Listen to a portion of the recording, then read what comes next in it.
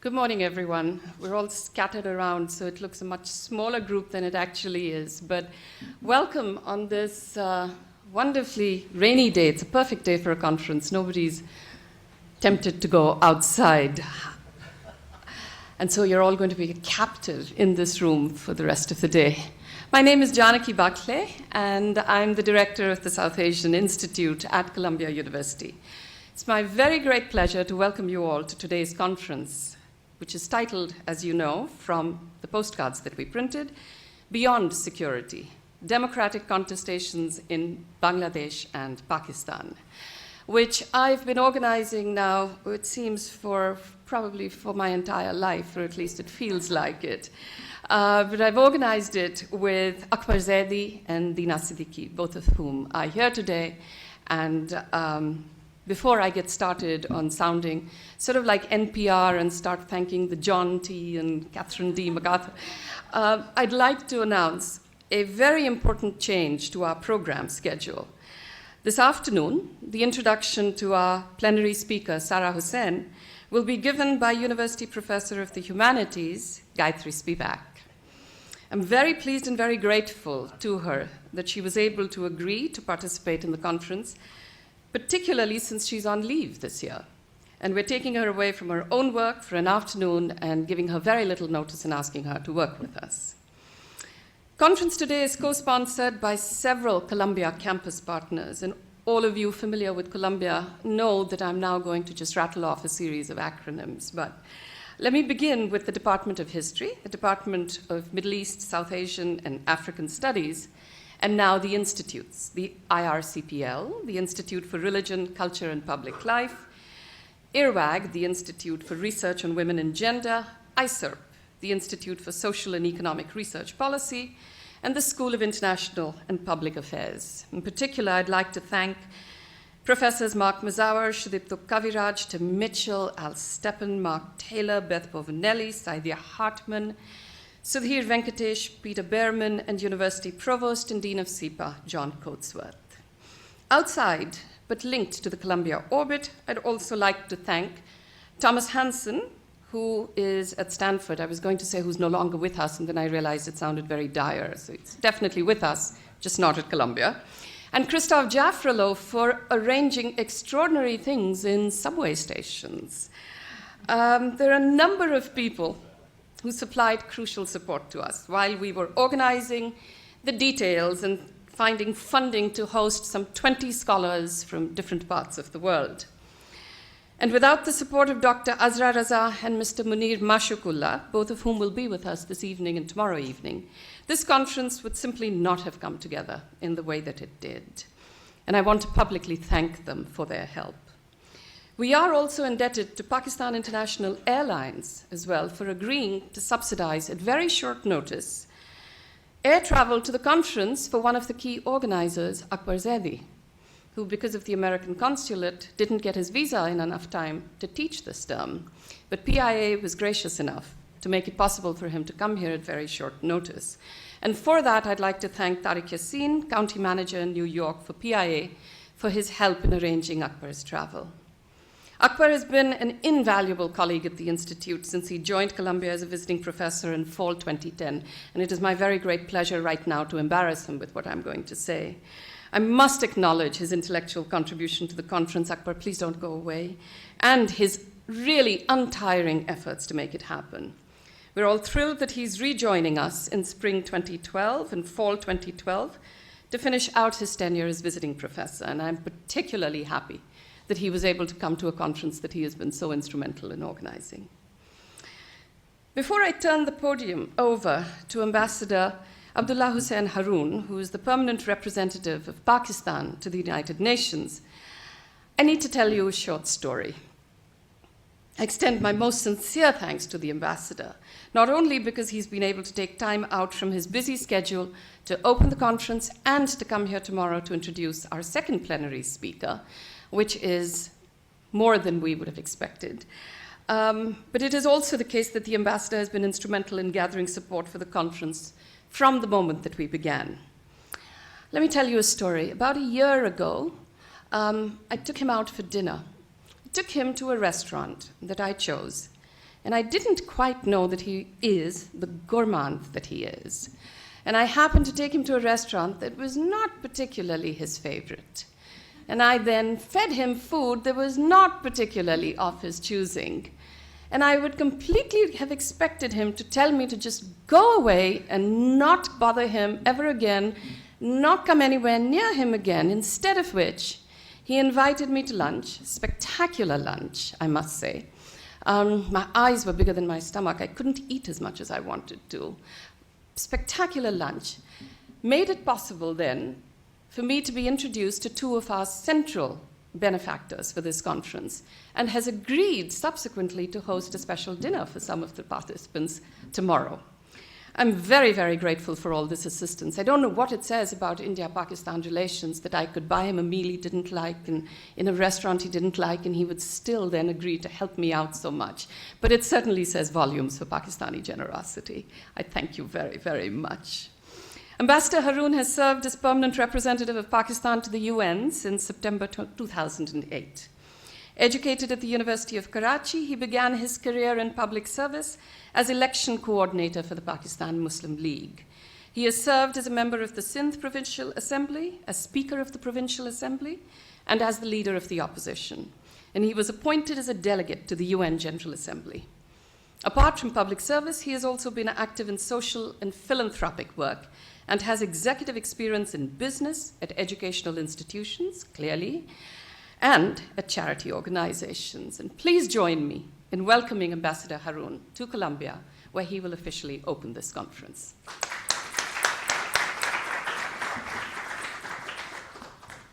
Thank you. Thank you. I hope, ladies and gentlemen, all distinguished would be enough as a starter. It's a great pleasure to be here. I would like to recognize a friend who would hate me giving away his age, though it's a he and not a she, Azra, who has traveled from Pakistan for this conference. I know there are time limitations, and I would love to ramble on, but the way I'm going to take this up is to say to you that India, which was never called India in history, but the subcontinent, has had an absolutely amazing history. I'm not even going into the fact that it collided with Asia and sent the highest mountains up in the world, and that the Kafirs of Chitral wear bead necklaces made out of seashells, which they find strewn around their fields. It's at 14 and 16,000 feet above sea level. But I come to the point to say that when the Aryans came in through the passes of the Himalayas, they pushed the indigenous population, the Dravidians, to what they considered much like the Maginot Line was in the Second World War, beyond the Corvery. And it's where we get the word barbarian from. This is the sort of thing you'd expect from the Anglo-Saxons to talk about the East, but it was in fact the Aryans who, they thought that the Dravidians talked too much, and they called them indigenously the Barbars. And that's where barbarian comes from, not the Berbers of North Africa, as is conceived by some here, that everything is credited to the Mediterranean. But why I say this to you, that what came in subsequently was to have an impact on history. Central Asian / Caucasians, and they changed India completely. It started off approximately 6,000 to 7,000 years ago with the Vedas being their guiding light, and the Vedantic creed took over most of North and Central India. What I would say about the Dravidian races, that despite the fact they were apt to talk too much, they were people of peace. And there were times, though of course the Aryans claimed that they had made it by then, when the Indus Valley civilization flourished with the Achaemenians, the Babylonians, the early Egyptians. The only difference was that the other empires were wrested by force and violence, and the Indus civilization has not yet discovered in many sites even a knife, let alone a sword. And yet these were oligarchies before the Mediterranean, and Greece had its oligarchies in Athens. And surprisingly, completely vegetarian, and it was the Caucasians and the Central Asians who introduced animal sacrifice to the subcontinent. It's a very interesting fact also because from thence spread many religions. India, much later, much later, took its name from the Indus. IND became for Sind, for Ind, for anything you could think of. And the interesting fact in that was that despite the fact Buddhism, Hinduism, Jainism, Zoroastrianism, Judaism, Islam, Christianity, everything ultimately, Sikhism, went down in India. India never changed its colors. Faith did not change its colors. In fact, faiths changed in India. And you'd be surprised that when we talk of Islam within the subcontinent, and we talk of Islam or Christianity within the subcontinent, or even many others, and of course, today, 2/3 of the world, or less, perhaps 40% of the world, derives its faith from India, not from the three great monotheist religions. It has had an amazing consequence in the world. And one of the reasons is that what came from India was not claimed to be the work of gods, but it described gods. And the beauty is the ever-changing aspect of Hinduism, which is not monotheistic in any way, by the way. The first time it was decided to put together the Hindu races, they had numbered about 500 then. They discovered that they needed to do it politically, and it was in the late 19th century, and the reason for it was the creation of the Indian political movement called the Indian National Congress. And it was originated by an Englishman, like everything is in this world ultimately. The interesting reason for this is that all these races lived within some sort of strange, it's like the universe. You never know why the planets don't collide incessantly, but they don't. So things work their way out. But I remember they sort of, I completely remember, in fact, the fact that people would talk about how Islam was not pure in the subcontinent. And some would grimace and say, well, Christianity was never the same ever since it came here, and on and on. And I believe the Zoroastrians changed to becoming Parsis as they got to Sachin and Cochin, I beg your pardon, and various areas.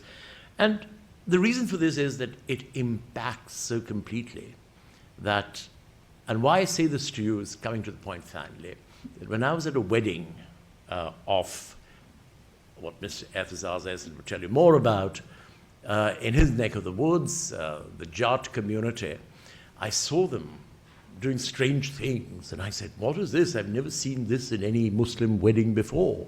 They said, we're not Muslims, we're Jats first. And the Hindu Jats and the Muslim Jats all do the same thing. So you have to understand that. And I said, absolutely. I mean, the branding, which is so important in the marketing of products in the world today, seems to be even stronger in northwestern India and Pakistan. So what you expect when you talk about this is that they're basically, the mansion had many, British India had many rooms. We've walled up a few between ourselves.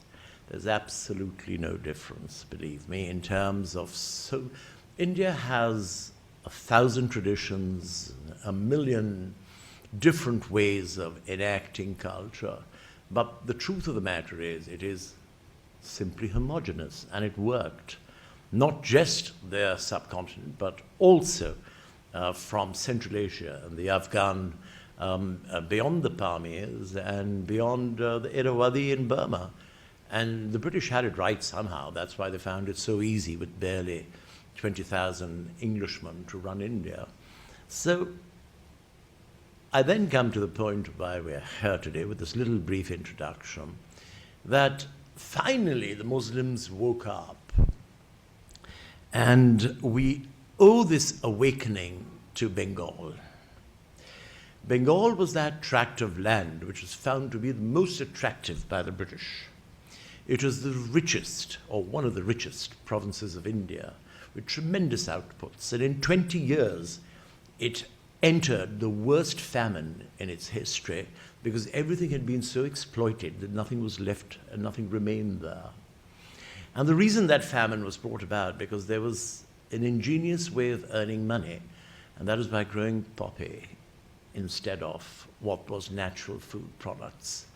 And with that poppy, China was encouraged with its teeming millions to use it, and thus started the richest lode in history based on opium products. And unfortunately, the Bengal suffered completely. It was devastated and couldn't feed itself. Millions died, I think 9 million or something at one stage. Then came up a group of people who thought that they might do better. As Rabindranath Tagore from Hindu Bengal had this tremendous renaissance. And I'm going to mention another name which history has more or less denied, because anything that was not pro-Western after the Second World War and the victor spoils was considered to be ugly, evil, and unnecessary. And one of the greatest men in history of the subcontinent, let me tell you that the history of the subcontinent would have been different. There would have been no Pakistan if Subhash Chandra Bose of Bengal had had his way as president of the Indian National Congress, and people of smaller ilk like Jawaharlal Nehru and Vallabhbhai Patel had not cornered him or squeezed him out with Gandhi's help from the premier ranks of leadership in undivided India and British India. And the reason I say that is the only man who united over 200,000 troops against the British, with Muslims, Hindus, Sikhs, Christians, Jews, anything you can take. He united them. Nobody has ever united the subcontinent the way he united them. And he had whatever he thought. But of course, when you're on the wrong side of the war, then unfortunately, you do not get remembered so well in history. I believe that he was one of the greatest, again, from Bengal. And one of the greatest aspects is that being leader of this huge force, his number two was a Muslim general, again by the name of Kayani, from the same area where the current Chief of Staff of the Pakistan Army comes from. So I remember him in history, again, two great names. And on the Muslim side, there was Nazrul Islam, a great thinker, a great poet. There were many. Fazle Haq was a great politician. But the most astute and greatest visionary to emerge out of Muslim Bengal was the Nawab Salimullah of Dhaka. And Salimullah enjoined the entire Muslim world together at his palace Ehsan Manzil in Dhaka.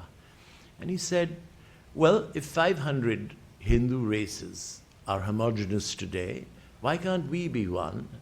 And that is where the seeds of the Muslim movement in India were raised.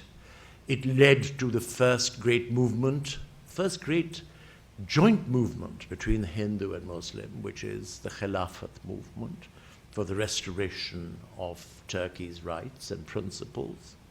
Though, of course, I don't think Sultan Hamid quite required it.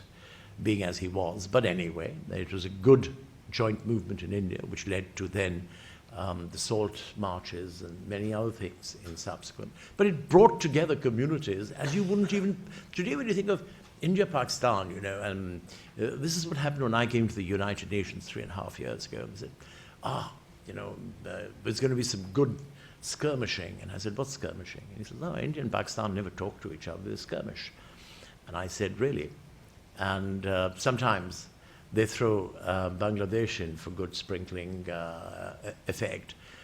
But the truth of the matter is, and this is where I want to get to, is that we are basically in one house. By building walls between us, traditions, culture, bloodlines, thoughts, nothing really changes. And frankly, all we do is encourage the finger pointers or the haters, which there are always bound to be many in society. And that doesn't change, basically. If that doesn't change, basically, what are the perspectives today? This is what I've been telling my friends, and I mentioned them both with great affection here. Abdullah, who is the Bangladesh ambassador, a very dear friend of mine, and Hardeep Singh Puri, who is the ambassador for India, again a very dear friend of mine, and both and myself and a few others have tried to work very hard towards bringing together the concept that made that subcontinent unitedly great. But coming to the present positions as they lie, there have been tensions. Of course there'd be tensions. Bengal has an ever-encroaching river system. When the rivers don't encroach, the sea encroaches and comes in. And I believe that the pressure on land is the highest in the world per capita. And it gets worse. Even when they're thinking of damming parts of the Brahmaputra or the Ganges, I still don't think they're going to get away with water. And the most interesting observation was made by the Emperor Humayun when he visited that neck of the woods for annexing it. And he found rivers flowing in opposite directions. And he thought, this is incredible. Well, actually, what it was, that when the sea comes in from certain lower areas, it seems the rivers flow in opposite. And he said, let's leave quickly. This place seems to be dammed. And somehow, it's got worse, not better. But it produces incredible intelligence in every aspect of every faith even. And one of the great aspects of it was that my ancestors say that when the Indian subcontinent was divided, the interesting part was that there were 3 sectors which on direct action day actually proved that they were going to do something about it. The first and most important, Calcutta. The second, and of lesser importance, was Lucknow, and then Karachi in Sindh. And no other part of India moved for that day. So these 3 were amongst the leadership of taking a separate stand, which would also never have happened if, as Aisha Jalal says, Nehru had been a little more accommodating to Jinnah's suggestions of Muslim personal family law being accepted. And he said, we can't have 2 set of rules.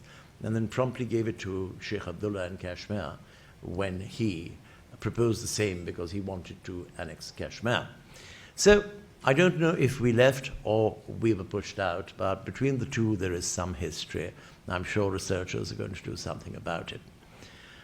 Of late, the current leadership in Bangladesh, Hasina, the daughter of Sheikh Mujibur Rahman, a man of immaculate honesty.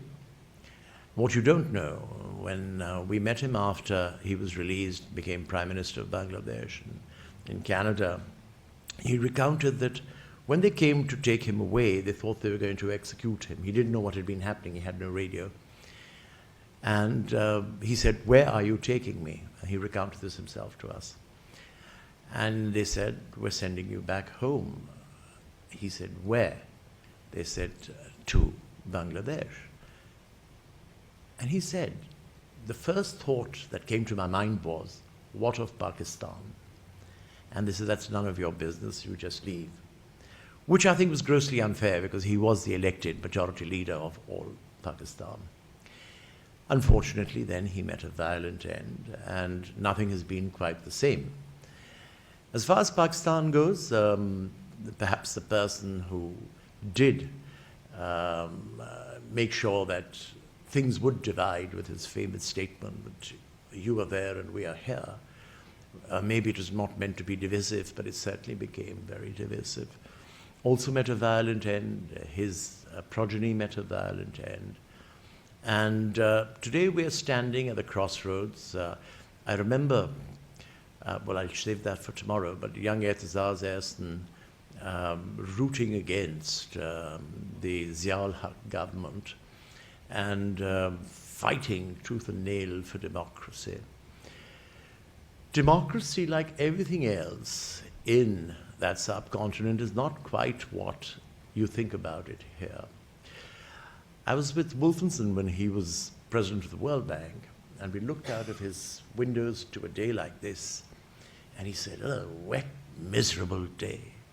I said, that's the problem between you not realizing what we're all about and we're not realizing what you're all about. He says, what do you mean? I said, if this was in the subcontinent today, they would be preparing sweetmeats and pakoras to celebrate the day. There would be a cooling of senses in the earlier part of the day. Spring would be in the air. Love would be in the air. At night you would have perhaps the largest get-together of lovers or husbands and wives or whatnot. And it would be a great celebration if we had a day like that in that part of the world. So I said, no wonder you don't understand us. You hate it, we love it. So, you know, and that is something that is so true. In everything we call a science, the markers, the parameters are basically what you set out here in your pristine loveliness. I mean, you know, you don't even get the stink and stench of drying corpses or the dust filtering through your eyes and your nose and your ears. Unfortunately, all that which perhaps helps impair us making better decisions are not quite witnessed here or felt here, so that you can see the difference and why the thinking becomes so different. But it happens, and we are impaired by it, perhaps by many thoughts on the subject. But the truth of the matter is, we enjoy. It's what Ian Forster said. All of India is a muddle. And I don't think he meant it derogatively. I think he brought about a beautiful understanding of that muddle, because as I said, like the universe, it seems to creep on and grow larger evermore.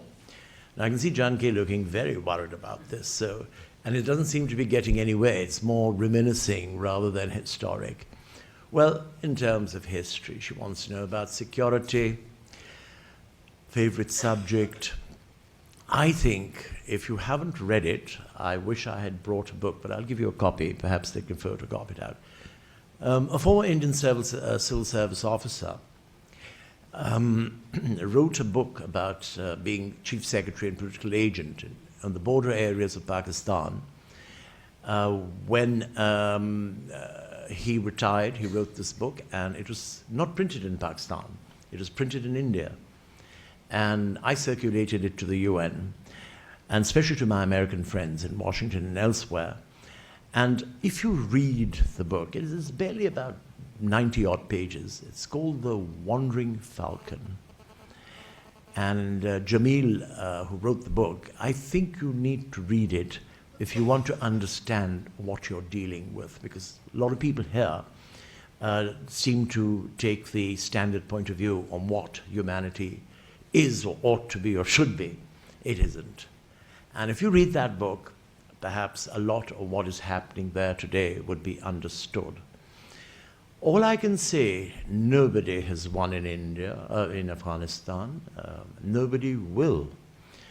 Lord Curzon, on the third expedition being mounted for the Afghans, said, if you go ahead with this, you will bankrupt the British Empire. And believe me, neither America nor anyone else in the world today had the resources of the British Empire where the sun never set. And that exactly is what is happening today, even here. You cannot. I remember when they sent up these 20,000-pound daisy cutters, and when we actually got photographs and reports of where they were dropping them, the little cowshed attached hut, and they'd be dropping 20,000 pounds on that because there was nothing to hit. There's nothing in those mountains to hit. And the question was, and this is what I said recently at the United Nations, that when the Russians came, the Americans were Afghanistan's friends. The Americans don't seem to realize that now that they're there, they're the enemy. And I was telling the Indians, if you go in, you're friends now, you will become the enemies. That's why we stay this side of the border. It's just not worth being in Afghanistan. You can never be a friend in Afghanistan. And that is going to remain. I believe there are 5 new huge cantonments being made, and the level of construction is not for Afghan soldiers, and they're meant to house 10,000 troops each. That's 50,000 troops, which would be the bottom line of what you're going to have to maintain there for a very long time. Wall Street collapse notwithstanding, and in any case, Wall Street collapsed because 1.5 trillion was up in leveraging and hedging. I believe the figure has gone to 2.5 trillion now, so it might not quite be the blame we put on just Afghanistan. It was also the mechanisms triggered off here. As far as India and Pakistan are concerned, I think we're closer. I think we're getting somewhat closer. There is a great amount of talk. We've had more talk in the last 6 to 8 months than we've had in the last 50 years. So there is a silver lining in the cloud. I think both realize it's mutually assured destruction anyway if we don't proceed in that direction. And I don't think, despite all our obstinacy or whatever you'd like to call it, we're not going into that direction. I think we're getting closer. I think all of this is going to lead to better conditions. I remember recently when Sheikh Hasina was here and I had a talk with her, that they were worked up about things, but these are small incidents between the various players in the subcontinent. I don't think it creates, and I do think that in what is now being created in its loose fashion, the resurgence of Asia with Siberian Russia, with China, with India, with Middle East oil, and then the undiscovered, undetailed minerals of Central Asia and Afghanistan and maybe parts of Baluchistan and Iran. There is a future. 70% of world trade is going to be in the Indian Ocean, not in the Pacific, not in the Atlantic. And I believe also that it is changing phenomenally. Today, 40 cents to the dollar is backed by Asian giants funding America. Maybe this is a part of international trade, maybe it's a part of living with each other. It's great, why not? And I believe that many things can be averted through a global strategy, but with a strategy that is going to be made not just in pristine atmospheres here, but also understanding. It's just not the same. It's just not the same. Even when you speak of economics, I remember I was just quoting a professor of Columbia. And one of the things he said is, well, you know, the applied economics can be applied where the standards and where the markers are identifiable. What do you do in places where the regional trusts are so powerful and strong that you just cannot understand them? And you cannot even compile them, or you cannot even identify how you're going to make this out to be. So a little bit of leeway, a little bit of understanding of each other's positions, and a little bit of making sure that when you put in an institution, and I think MIT did the best, they put their surrogate into India 45 years ago, and the result is today phenomenal. And I believe we can achieve that because there is a fundamental understanding between Western society and the subcontinent. With that, having taken too much of your time, I'm going to thank you for letting me be here and go all over the place with you. But that was more interesting than being cut and dried from a paper that could be passed on to you to read anyway. Thank you.